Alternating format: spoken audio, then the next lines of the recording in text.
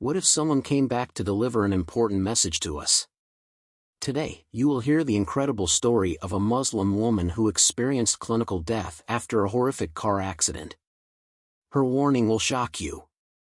Watch this video until the end to find out what she saw on the other side. Aisha, a 34-year-old woman, was born in a small village in southern Turkey. Her childhood was spent surrounded by beautiful mountains and fields, where she worked on the family farm with her parents.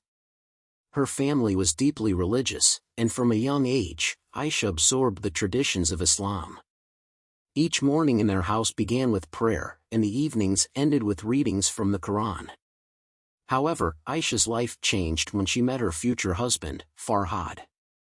He was an engineer working for a major construction company. They met by chance at a local fair, and soon Aisha moved to Ankara to be with him. There, she became a homemaker, dedicating herself to her family. They had 2 children, and Aisha was happy. But a few years later, Farhad was invited to work on a major construction project in the United States. It was a huge opportunity for their family, and they moved to the suburbs of Chicago. Life in a foreign country was difficult for Aisha, a different language, a new culture, and a fast-paced lifestyle. Her husband began working 12 to 14 hours a day, her children quickly adapted, but Aisha found herself alone with her worries. She tried to maintain her traditions, continued to pray, and raised her children with Islamic values. However, everyday challenges started to pile up. Constant childcare responsibilities, tension in her marriage due to her husband's long working hours, and her part-time job at a local supermarket gradually distanced her from the harmony she had felt in her childhood. Aisha found herself praying less and less, her soul seemingly losing its connection to something greater. One cold night, Aisha was returning home after staying late at work. The road was deserted, and she was thinking about how to get her children ready for school the next morning. For a moment, her thoughts drifted, and at that exact moment, another car suddenly appeared at the intersection. The crash was so powerful that Aisha's car was thrown off the road. Her vehicle rolled over several times before coming to a stop upside down. The last thing she remembered was a deafening noise, the blinding glare of headlights, and then sudden silence. When rescuers arrived at the scene, they found her unconscious, trapped in the mangled car. She was rushed to the nearest hospital, where doctors fought for her life. Her injuries were critical, and during surgery, her heart stopped. Aisha experienced clinical death. For a few minutes, she was on the edge between life and death. It was during this time that she saw something that would change her forever. When Aisha's heart stopped, she felt as if her body was sinking into an endless, dense darkness. This darkness wasn't cold or frightening. Instead, it was a space of absolute silence and peace, where time, fear, and pain no longer existed. She couldn't feel her body, but her consciousness remained sharp. "I didn't feel like I was dying," she recalled. "I felt like I was transitioning into some other state. It was as if everything I knew disappeared, leaving only my mind and soul." Gradually, a faint glimmer of light appeared in the distance. This light was like a morning star, barely visible in the night, but it pulled her toward it like a magnet. The closer she got, the brighter it became. Yet, it wasn't blinding. On the contrary, it enveloped her in warmth, reminiscent of a mother's embrace. "I felt like I was going home, even though I didn't know where that home was," she said. Aisha described the light as something alive, conscious. It wasn't just a glow, it was a being filled with love, kindness, and wisdom. From the light, a voice emerged. But this voice didn't sound like a normal voice. It was as if each word resonated directly within her soul, making her understand it not just with her ears, but with her entire being. The voice said, "Aisha, you are at the threshold of 2 worlds. But your time has not yet come. You must return. But first, I will show you what you need to know." At that moment, the light shifted, and vivid images flashed before her eyes. They weren't blurred or dreamlike but clear, detailed pictures of her life, like a movie shown only to her.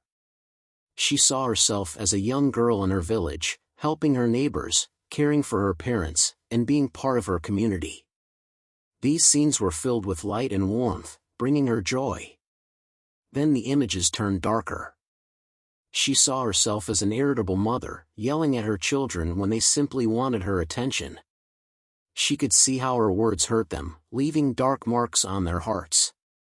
She saw a moment when her neighbor once asked for help during a difficult time, but Aisha, too busy with her own tasks, turned her away. At that moment, Aisha felt the neighbor's pain and disappointment as if it were her own emotions.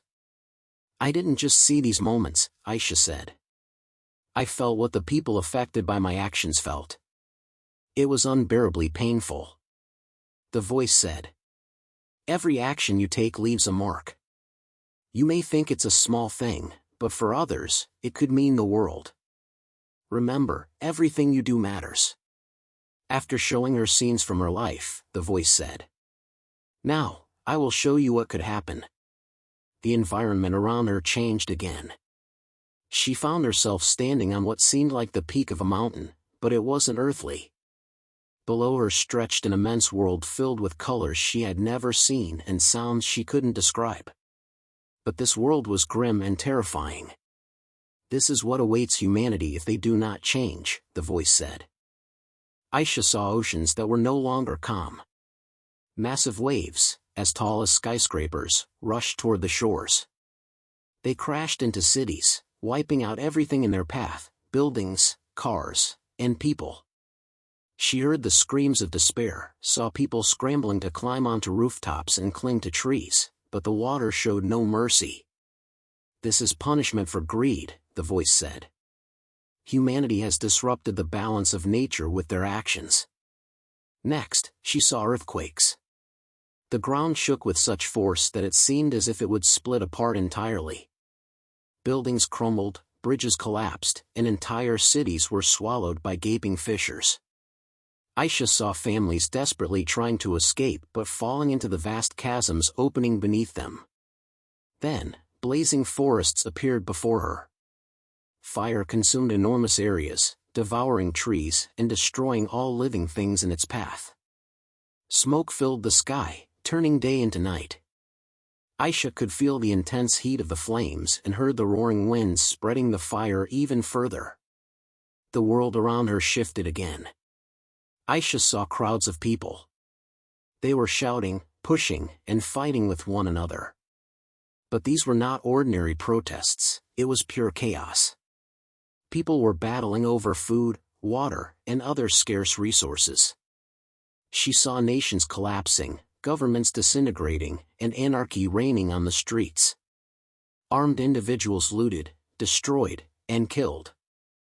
Aisha felt the fear of millions of people trapped in this nightmare, their helplessness penetrating her own soul. "This is the result of hatred and greed," the voice said. "Humanity has forgotten that they are brothers. They chose war over peace." Aisha saw barren fields where lush crops once grew. The earth was cracked and dry, trees stood lifeless, as if dead.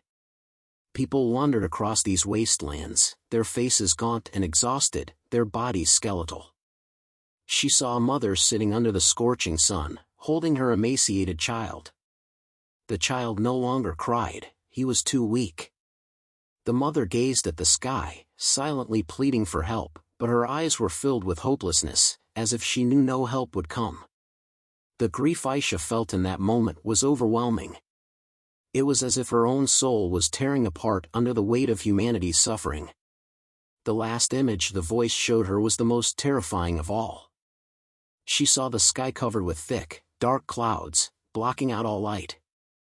The earth cracked open, releasing torrents of fire from deep within. Rivers no longer flowed, and the land had become a barren desert.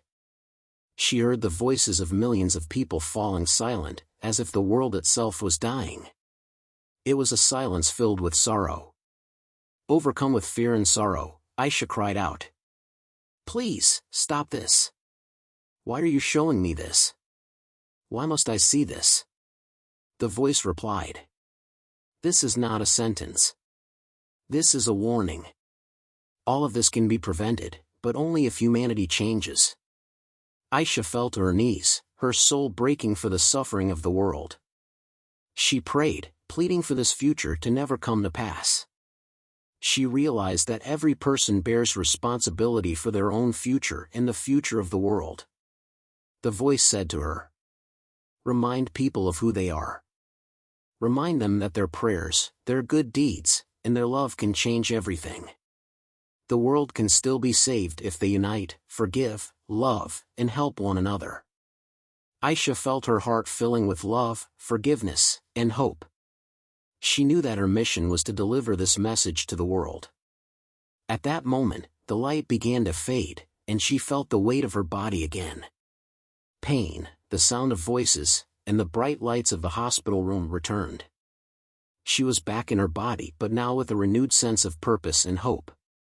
As the light dimmed, Aisha felt as though her soul was being pulled back into her body, as if invisible threads were drawing her into a heavy and confining vessel. It felt like pain, but not physical pain, she later explained, more like the sensation of being compressed and restricted after experiencing boundless freedom. The return was accompanied by deafening sounds. These were unlike anything earthly, a hum, ringing, and crackling, all blending into one. Suddenly, the sounds gave way to familiar noises, human voices, medical equipment, and the chaos of resuscitation. The first sensation Aisha felt was a burning heat in her chest. It was the shock of the defibrillator. Her injured body jerked violently, and for a moment, everything faded into a gray haze. Then came the pain, sharp and searing, as if she had been yanked out of a safe and peaceful world into a harsh and unforgiving reality. The pain was both excruciating and liberating.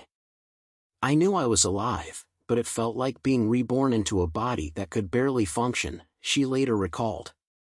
Doctors continued to fight for her life. The tension in the room was palpable. "One more time. We're not giving up." "Her heart's beating again," one of the doctors exclaimed. Aisha opened her eyes, but her vision was blurred. The bright lights of the operating room felt like a continuation of the radiance she had just left. Above her, doctors and nurses leaned over, and she heard a voice. "Can you hear me? You're back. You're safe." The words sounded distant, as though coming through water. She wanted to respond, but her lips wouldn't move. She could only exhale faintly. The first thing Aisha felt in that moment wasn't fear or relief, it was an overwhelming sense of duty. It was as if part of her soul had remained in the light, leaving her with an unshakable resolve to fulfill the mission she had been given. When Aisha was transferred to the intensive care unit, she lay connected to numerous wires and monitors, weak but alive. Her husband, Farhad, entered the room with tears in his eyes. Their children stayed home with relatives, while Farhad had spent the entire night at the hospital, praying for her return. Farhad knelt beside her bed and took her hand. "Aisha, I was so scared. You came back to us. This is a miracle," he said, barely holding back his tears. Aisha looked at him and, gathering her strength, whispered, "This isn't a miracle. It's a message." Farhad gazed at her in confusion but chose not to press her for explanations. A few hours later, after regaining some strength, Aisha began to speak. Her voice was faint, but it carried an extraordinary certainty.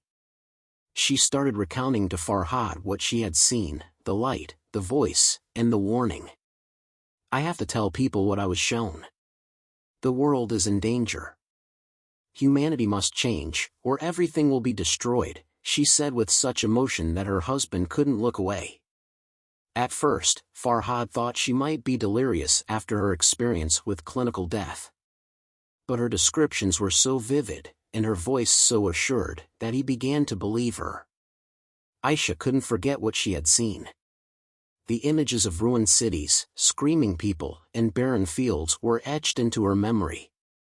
These visions brought her to tears as she felt the pain of the world as if it were her own. "I couldn't calm down. I knew I had to do something. But how? How could I, an ordinary woman, convey this to people? She later recalled. Aisha's body was severely injured. She had broken ribs, multiple bruises, and a concussion. She could do little but lie in bed, but her mind was restless. She spent hours in prayer, thanking God for a second chance and asking for the strength to fulfill her mission. Nurses and doctors noted that her recovery was surprisingly fast. Despite her physical weakness, there was an undeniable strength within her. After being discharged from the hospital, Aisha began sharing her story with anyone willing to listen. At first, it was her family and friends. They didn't believe her right away, but her sincerity and emotions left no room for doubt. "I can't make you believe me, but I am compelled to share this. What I saw wasn't a dream or an illusion. It was a message for all of us," she said. Every time Aisha recalled the moment of her return, she couldn't hold back tears. "I felt both grateful and heartbroken. Grateful for being given a second chance and heartbroken by what I saw could happen to our world if we don't change." She explained that returning to her body reminded her of life's heaviness but also gave her a profound understanding of its value. From that moment on, every day became an opportunity for her to do good, pray, and be thankful for all she had. If Aisha could speak to everyone who heard her story, she would say, "Imagine if tomorrow you were shown your life the way I saw mine. What would your actions look like? Would you be proud of them or regret them? We all make mistakes, but we have the chance to correct them. The most important thing is to start." She would raise her hands to the sky, as if offering her prayer to every person. "I beg you, hear me. We can make our world better. We can save one another. But we must act now." Aisha ended her words with a warm smile. "I don't know why it was me who had to see this. But I know that my experience was meant for you. If my story changes even one heart, then my return was not in vain." Her voice became softer but still carried great conviction. Don't wait for signs or miracles. They are already here, all around you. Your family, your home, your planet, these are the miracles. Cherish them. Love one another. Live so that one day, when you look back on your life, you can say, "I did everything I could." If this story moved you, show your support with a like and subscribe to the channel so you don't miss more inspiring stories. Share this video with your friends, perhaps these words will change someone's life. And remember, kindness begins with you.